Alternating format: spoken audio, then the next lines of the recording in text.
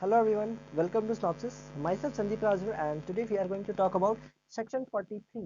But ये basically ये जो चैप्टर है शेयर कैपिटल एंड डिवेंचर, ये काफ़ी बड़ा चैप्टर है। दैट इज हमारा स्टार्ट होता है सेक्शन 42 से 72 तक। ये इतना बड़ा सेक्शन है। Okay, so 43, sorry not 42, that is हमारा काइंड ऑफ शेयर कैपिटल से स्टार्ट होता है। 43 से लेकर 72 तक ये इतना बड़ा चैप्टर है। ओके, हम लोग हर एक सेक्शन का वीडियो अपलोड करने वाले हैं, तो आप हर एक सेक्शन को अलग अलग करके पढ़ सकते हो और हर एक सेक्शन के अंदर डिटेल में नॉलेज पा सकते हो। मतलब हर एक सेक्शन के अंदर क्या बोला गया है वो आपको क्लियर हो जाएगा।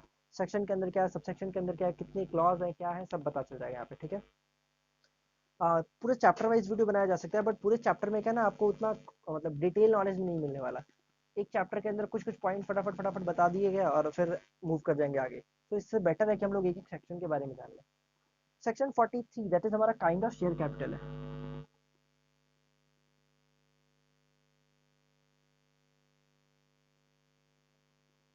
काइंड ऑफ शेयर कैपिटल, कितने तरीके के हमारे शेयर कैपिटल होते हैं।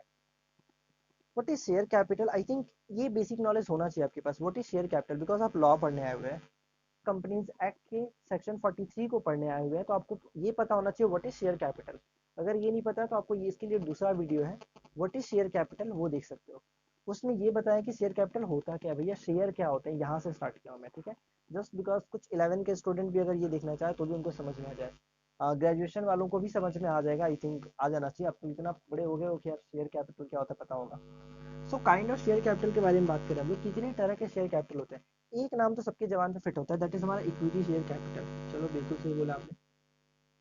और एक नाम जरूर याद होगा, जैसे इक्विटी बोल दिया वैसे ही आपको प्रेफरेंस शेयर याद आ जाएगा। प्रेफरेंस शेयर कैपिटल तुरंत याद जाएगा। इक्विटी वर्ड यूज करते ही प्रेफरेंस दिमाग में घुस जाता है। बिल्कुल सही। काइंड ऑफ शेयर कैपिटल में दो तो हमारा फिक्स है, equity share capital, preference share capital. मान लीजिए बात को भाई, इक्विटी शेयर कैपिटल में कितने कैपिटल होता है। Now this is good question. Equity share capital के अंदर भी कुछ अलग दो टाइप के होता है, दैट इज हमारा विथ वोटिंग राइट।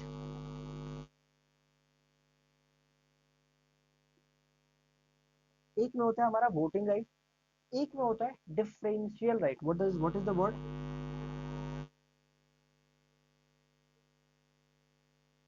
एक में क्या होता है हमारा डिफरेंशियल राइट, कुछ अलग राइट मिलेंगे इनको, कुछ अलग राइट मिलने वाला। ठीक है, सारे अलग राइट नहीं, कुछ एक्स्ट्रा राइट मिल जाएंगे, इनको बोलते हैं डिफरेंशियल राइट। ये हमारे नॉर्मल वोटिंग, जो हमारे नॉर्मल वोटिंग राइट होते हैं, ये वो होते हैं। राइट, एक जो कंपनी में, लिस्टेड कंपनी में जो शेयर ट्रेड होता है, जो भी स्टॉक एक्सचेंज पे सामान शेयर बेचा जाता है, वो ये वाले होता है विद वोटिंग राइट। ना व्हाट इज प्रेफरेंशियल कैपिटल, इसके अंदर कुछ प्रेफरेंशियल राइट पाए जाते हैं, कुछ एक्स्ट्रा राइट दिए जाते हैं कि भैया आपको डिविडेंड जो ना जल्दी हम लोग दे देंगे। मतलब डिविडेंड आपको हर साल मिलेगा ही मिलेगा, ऐसा कुछ एक्स्ट्रा पावर मिल जाता है इनको। ये डिविडेंड से रिलेटेड हो सकता है वाइंडिंग अप के लिए समय टाइम हो सकता है,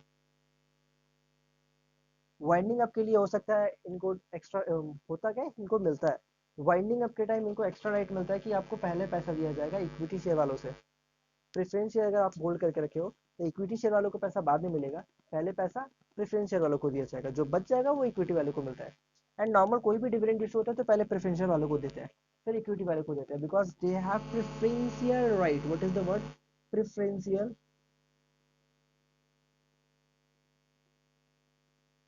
दे हैव प्रेफरेंशियल राइट, इनके पास कुछ प्रेफरेंशियल राइट होता है। ओके, चलो हम लोग ये बात करते हैं इक्विटी शेयर कैपिटल के अंदर with voting right, with differential right. With voting right के बारे में कोई प्रॉब्लम नहीं है। कोई भी कंपनी अगर लिमिटेड बाई शेयर है, वो ये इशू कर सकती है, no issue, no problem. But with differential right issue अगर करना है तो कुछ प्रॉब्लम आ जाता है। माइक में दिक्कत है, ठीक है। हाँ, सो जब भी जैसे डिफरेंशियल राइट के बारे में बात किया जाए ना, तो एक लिमिटेड बाई शेयर, एक कंपनी है, company limited by share,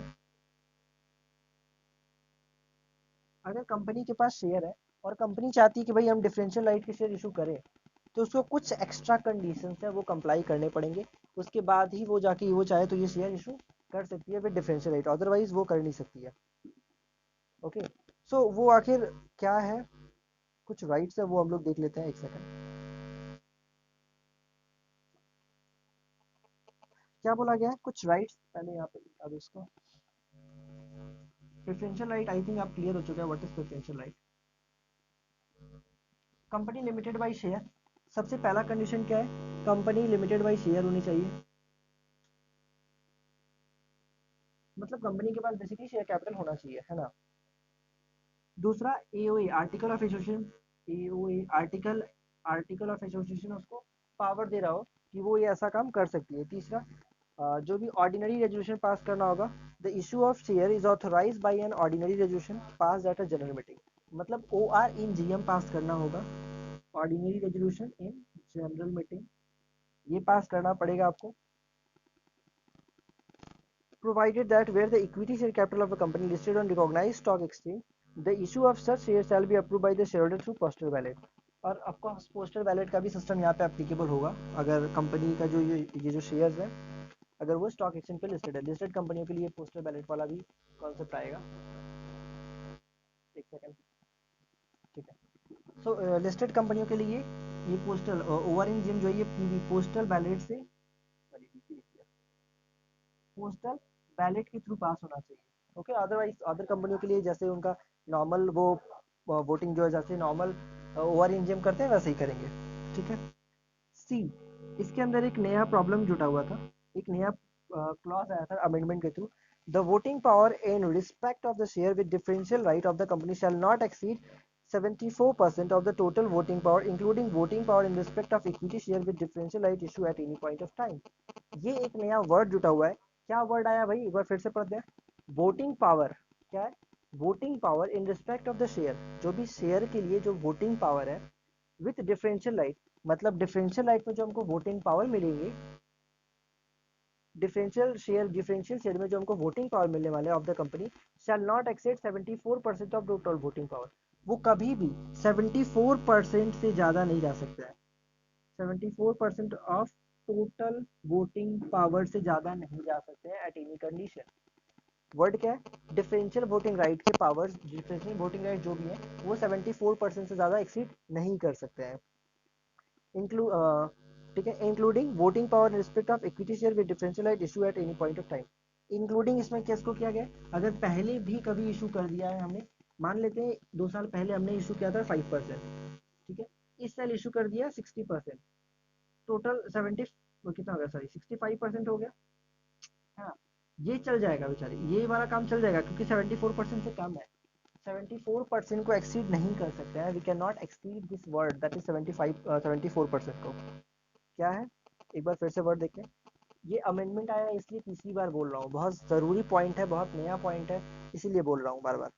voting right in respect of share with differential right, voting right with respect of share with differential right of the company shall not exceed नहीं करना चाहिए कितना से भाई, 74% of total voting power including पहले कभी issue किया था वो भी जोड़ लो, अभी इशू किया है वो भी जोड़ लो, दोनों को जोड़ने के बाद भी 74% से ज़्यादा नहीं होने चाहिए एट एनी कॉस्ट, उससे कम होना चाहिए।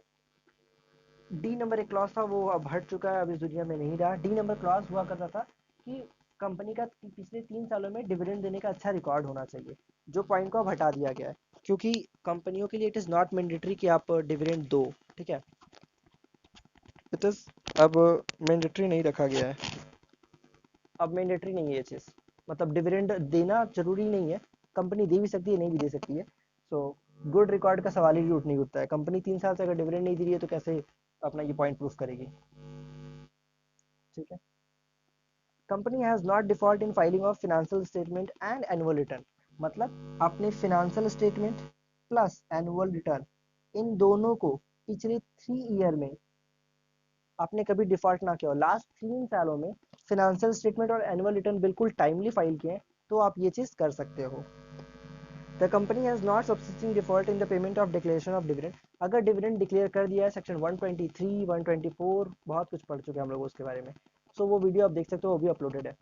अगर कंपनी ने डिविडेंड डिक्लेयर कर दिया है उस केस में भी आप कभी डिफॉल्ट नहीं किए हो, मतलब with in prescribe time, that is हमारा जो भी 30 दिन का टाइम आता है उसके अंदर पे हो जाना चाहिए, 7 डेज 30 डेज, बहुत सारा कुछ हम लोग पढ़े थे ना 124 के अंदर भी होता है 7 डेज के अंदर कहाँ चला जाना चाहिए, 90 दिन के अंदर, बहुत सारा स्टेटमेंट, वो सब भी आप डिफॉल्ट नहीं किए हो। बेसिक से यहाँ से बात है कि आपने टाइम पे पेमेंट किया हो डिविडेंड का। Company has not substituting default in the payment of declared dividend to the shareholder और repayment of mature deposit, deposit का भी पैसा आप नहीं मार सकते हो, मतलब पहला तो डिविडेंड प्लस डिपॉजिट, चलो 2 वर्ड मिला, of share holder, okay, mature deposit, redemption of preference share plus, एक सेकेंड, ये मेरे से हिल जा रहा है बेचारा थोड़ा, and plus preference share, okay. मतलब डिविडेंड डिक्लेयर करने में भी गलत नहीं, मतलब घोटाला नहीं होना चाहिए। हमने जो भी डिपॉजिट, मेच्योर डिपॉजिट को भी टाइमली पे कर दिया है, प्रेफरेंस शेयर का रिडम्पशन भी टाइम पे कर दिया है। ये तीनों कंडीशन, ये तीनों में कहीं कोई प्रॉब्लम नहीं है हमारा। चलो ठीक है भाई। जी नंबर पॉइंट क्या है? The company has not default in the payment of dividend on preference share, repayment of any loan. Dividend वाले का लोन, नेक्स्ट पॉइंट यहाँ से आ रहा है, dividend on preference share, preference share वालों का डिविडेंड भी हमने टाइम पे दिया है, चलो अच्छी बात है, बहुत अच्छे इंसान है। हमने जो भी लोन वगैरह है ना, उसका भी पैसा टाइम पे दिया है, उसका इंटरेस्ट भी टाइम पे करते हैं, कोई डिफॉल्ट नहीं करते हैं, बहुत अच्छे लोग हैं, है ना। मतलब प्रेफरेंस शेयर भी अच्छे टाइम पे दे देते हैं, हम डिविडेंड भी टाइम पे देते हैं, डिपॉजिट का भी पैसा टाइम पे देते हैं, प्रेफरेंस शेयर भी रिडीम हो रहा है तो वो भी रिडीम कर देते हैं टाइम पे। फिनेंशियल स्टेटमेंट और एनुअल रिटर्न भी 3 साल से बहुत अच्छे से फाइल कर रहा है। हमारा 74% को भी एक्सीड नहीं करने वाले हम डिविडेंड एक्स्ट्रा वोटिंग राइट देकर। ORE-GM भी पास करे, हमारा आर्टिकल भी ऑथोराइज कर रहा है। ये सब कुछ अगर हमको मिल रहा है, इसके साथ साथ कंपनी में issue equity share with differential right upon expiry of 5 years from the end of the financial year subject which such default was good made। एक और ऐड, एक वर्ड एक्स्ट्रा जुड़ा हुआ है इस वाले पॉइंट के लिए। आई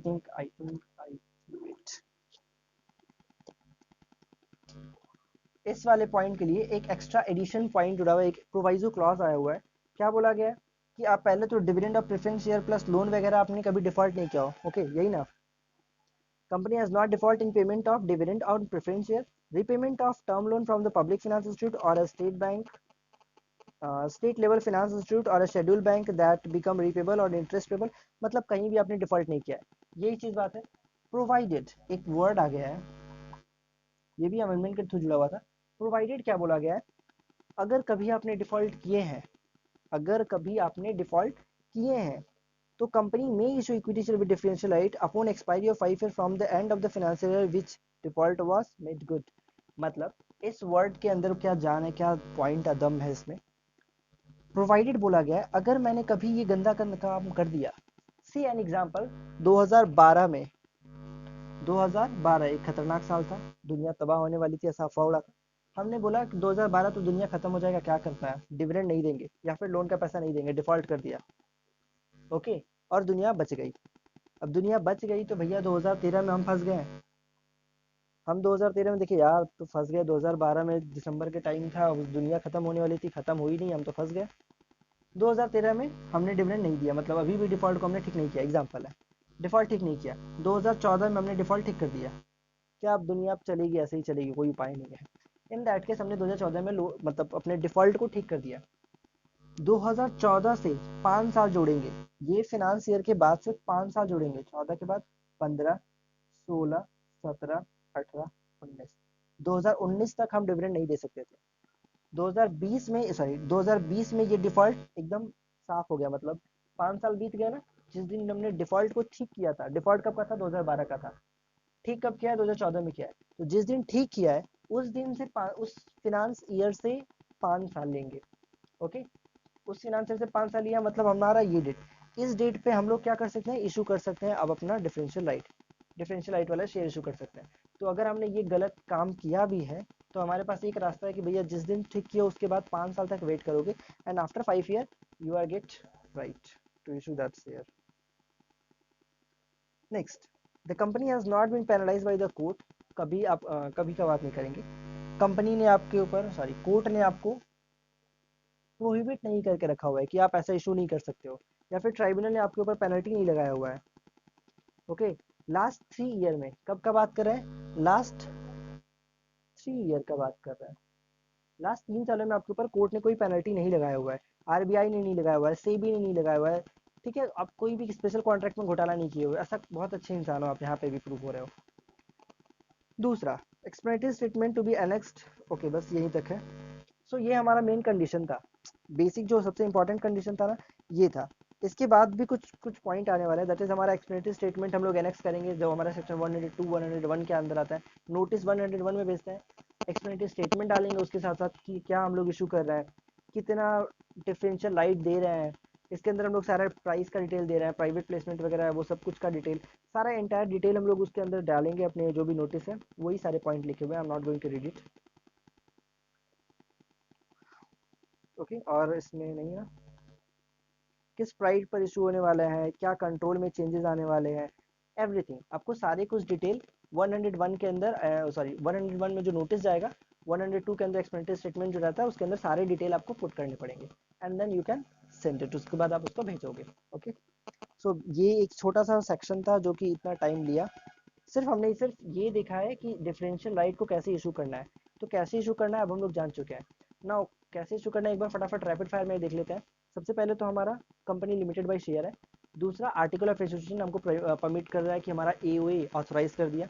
चलो ठीक है सर, एओए ऑथोराइज करा है। उसके बाद हम लोग बोले थे कि हम ओआर इन जीएम पास करेंगे, ऑर्डिनरी रेजोल्यूशन पास कर लिए, अच्छी बात है। कि अगर हम लोग लिस्टेड है तो पोस्टल बैलेट के थ्रू पास कर रहे थे, अच्छी। नेक्स्ट हम लोग क्या देखे थे भाई, नेक्स्ट हमने ये देखा था कि हमको 74% को क्रॉस नहीं करना है, हमारा डिफरेंशियल राइट 74% ज़्यादा नहीं होना चाहिए। ओके, नेक्स्ट 74% जो लक्ष्मण रेखा क्रॉस नहीं किए, प्लस फिनेंशियल स्टेटमेंट और एनुअल रिटर्न हम टाइम पे फाइल करते हैं, कब से, 3 सालों से। हम लोग फिनेंशियल स्टेटमेंट और जो एनुअल रिटर्न है उसको 3 साल, लास्ट 3 ईयर बहुत अच्छे से फाइल करते हैं, टाइमली फाइल कर रहे हैं। नेक्स्ट, डिविडेंड, राइट, और डिपॉजिट्स था, मेच्योर डिपॉजिट, प्रेफरेंस शेयर का रिडम्पशन टाइम पे करते हैं। ओके, नेक्स्ट क्या था, प्रेफरेंस शेयर होल्डर का डिविडेंड। उसके बाद कोई भी शेड्यूल कॉमर्शियल बैंक का टर्म लोन जो होता है, लोन, पब्लिक फाइनेंस इंस्टीट्यूट का लोन, उनका इंटरेस्ट टाइमली पे करते हैं। नहीं करते हैं तो एक रास्ता है, जब जिस दिन लोन ठीक कर देंगे, जिस दिन डिफॉल्ट को ठीक कर देंगे, उस फाइनेंशियल से 5 ईयर जोड़ेंगे, एंड आफ्टर 5 ईयर हम फिर से इशू कर सकते हैं। आफ्टर 5 ईयर के बाद मेरे पास पावर आएगा। उसके बाद क्या था, हमको कोर्ट पैनलाइज नहीं किया हो। कोर्ट लास्ट 3 ईयर में कोर्ट हुआ, ट्राइब्यूनल हुआ, सेबी हुआ, कहीं से हमको कोई पेनल्टी वगैरह नहीं लगा, हम बहुत अच्छे लोग हैं। इन दैट केस हम बच जाएंगे, तो हम लोग इशू कर सकते हैं डिफरेंशियल राइट। उसके बाद हम लोग एक्सप्लेनेटरी नोटिस भेजेंगे, नोटिस भेजेंगे एक्सप्लेनेटरी स्टेटमेंट वाला, एंड सारा उसमें डिटेल डाल देंगे, क्या है कितना है, बहुत कुछ डिटेल है, वो आप देख लो उसके अंदर क्या क्या है, वो सारा डिटेल डाल देंगे, एंड फिर आपको वो चीज़ आप इशू करने के काबिल बन जाओगे। सो ये था लीगली जो एक्ट क्या क्या बोलता है उसके बारे में हमने बात कर लिया। इस वीडियो में इतना ही। ये बहुत ज़्यादा डिटेल में मैंने बताया, क्योंकि ये जो डिफरेंशियल लाइट वाला पोर्शन आता है ना, बहुत ज़्यादा कंफ्यूज कर देता है, तो इसलिए मैंने एकदम पूरा डिटेल में कर दिया। और अब इस पोर्शन, सिर्फ इस पर्टिकुलर पोर्शन के अंदर कुछ नहीं बचा हुआ है। काइंड ऑफ शेयर कैपिटल के अंदर और कुछ पार्ट बचे हुए हैं जो कि अगली वीडियो में आएंगे, इसका पार्ट 2 बनेगा। ठीक है, सो मिलते हैं नेक्स्ट वीडियो में, बाय बाय। एंड चैनल को सब्सक्राइब जरूर कर देना। वीडियो पसंद आया तो लाइक करना, कमेंट कर सकते हो, अच्छा लगा तो भी, खराब लगा तो भी कमेंट करो कि क्या प्रॉब्लम है क्या नहीं है। एंड आपको मेरा नंबर मिल जाएगा, आप मेरे को कोई भी व्हाट्सअप कर सकते हो कि भैया अच्छा लगा, खराब लगा, भैया ये अपडेट कर दो, आपका ऑडियो ठीक नहीं है, वीडियो में ये ऐड करना है, वो ऐड करना है, आप जो भी चाहते हो बता सकते हो। ठीक है।